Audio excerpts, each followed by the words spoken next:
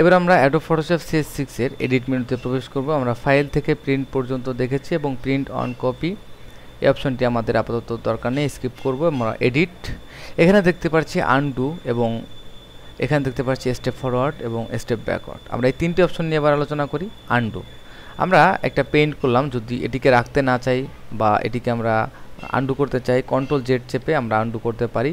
এবং আমরা যদি দুইবার এখানে পেইন্ট করি তাহলে আনডু চাপলে দেখছি যে বারবার আনডু এবং রিডু হচ্ছে। এক্ষেত্রে আমরা কন্ট্রোল শিফট জেড দিয়ে আমরা ফরওয়ার্ডে যেতে পারি এবং অল্টার কন্ট্রোল জেড দিয়ে আমরা ব্যাকওয়ার্ডে যেতে পারি। এখানে দেখতে পাচ্ছি যে অল্টার কন্ট্রোল জেড এবং স্টেপ ফরওয়ার্ড, স্টেপ ব্যাকওয়ার্ড।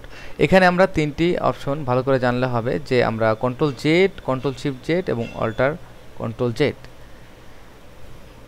আমরা আরেকটি পদ্ধতি অবলম্বন করতে পারি, সেটি হচ্ছে আমাদের হিস্ট্রি বা উইন্ডোতে গিয়ে আমরা এখানে হিস্ট্রি, এখানে আমরা একসাথে পেইন্ট করলাম, তারপর এটিকে একটু মডিফাই করলাম এবং একটি টেক্সট টাইপ করলাম।